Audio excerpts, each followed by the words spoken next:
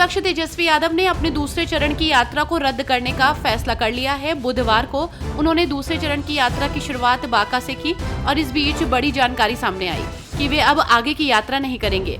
इस बीच यात्रा को उन्होंने रोकने का फैसला किया है। आरजेडी की ओर से इसकी जानकारी दी गई है।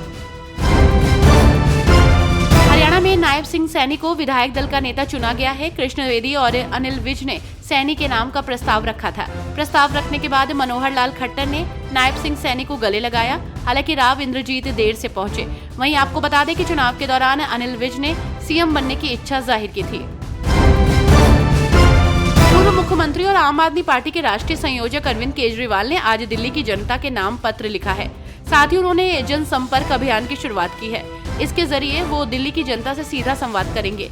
उन्होंने कहा कि जनतंत्र में जनता ही सबसे बड़ी ताकत है। साथ ही अपनी गिरफ्तारी को लेकर सवाल उठाए हैं।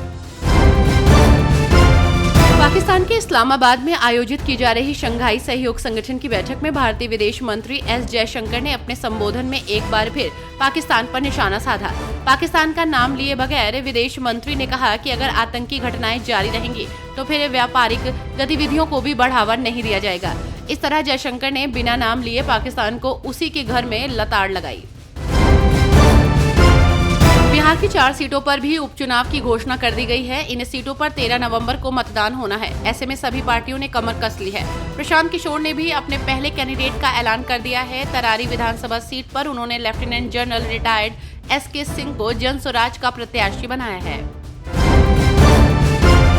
छत्तीसगढ़ के मुख्यमंत्री विष्णुदेव साय ने घोषणा की है कि राज्य सरकार के कर्मचारियों के महंगाई भत्ते में 4% की बढ़ोतरी की जाएगी, जिससे ये मूल वेतन का 50% हो जाएगा। इस फैसले से राज्य सरकार के करीब 3,90,000 कर्मचारियों को फायदा होगा। ये बढ़ोतरी इस साल 1 अक्टूबर से प्रभावी होगी। गृह मंत्री अमित शाह और महाराष्ट्र के मुख्यमंत्री एकनाथ शिंदे के बीच हुई बैठक पर बोलते हुए महाराष्ट्र बीजेपी अध्यक्ष चंद्रशेखर बावनकुले ने कहा कि सरकार को 113 विधायकों की पार्टी पर सबसे ज्यादा ध्यान देना चाहिए। मुझे नहीं पता कि अमित शाह और एकनाथ शिंदे के बीच क्या चर्चा हुई, क्योंकि मैं उस बैठक में नहीं था। कार्यकर्ताओं में ये भावना है कि सबसे बड़ी पार्टी 113 विधायकों की पार्टी में डिप्टी सीएम देवेंद्र है, इसलिए सरकार को 113 विधायकों की पार्टी पर सबसे ज्यादा ध्यान देना चाहिए। उमर अब्दुल्ला की जम्मू कश्मीर के मुख्यमंत्री के रूप में शपथ लेने पर भारत के पूर्व शिक्षा मंत्री डॉक्टर कर्ण सिंह ने कहा, 10 साल के बाद चुनाव हुए हैं, बिना कोई दुर्घटना के चुनाव हुए, ये बहुत बड़ी बात है। जम्मू कश्मीर के लोगों को पहली बार मौका मिला अपने राजनीतिक विचारों को प्रकट करने का। मैं इसका स्वागत करता हूँ। उमर अब्दुल्ला को मेरी शुभकामनाएं। हमारी अगली इच्छा पूर्ण राज्य के दर्जे की है, वो जल्द पूरी होने चाहिए। जम्मू कश्मीर के नए मुख्यमंत्री के रूप में उमर अब्दुल्ला ने दूसरी बार शपथ ली है। उनकी सरकार में इस बार 5 मंत्री होंगे। इन 5 मंत्रियों में एक महिला विधायक भी है। नेकान ने महिला मंत्री के रूप में सकीना इट्टू को जगह दी। सकीना ने जम्मू कश्मीर की डीएच पोरा सीट से तीसरी बार विधानसभा चुनाव लड़ा था।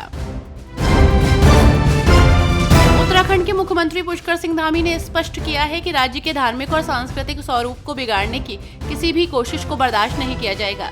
उन्होंने खास तौर पर हाल ही में घटित घटनाओं पर कड़ा रुख अपनाते हुए कहा कि राज्य में धर्मांतरण, लैंड जिहाद, अतिक्रमण और थूक जिहाद जैसी गतिविधियों पर सख्त कार्रवाई की जाएगी।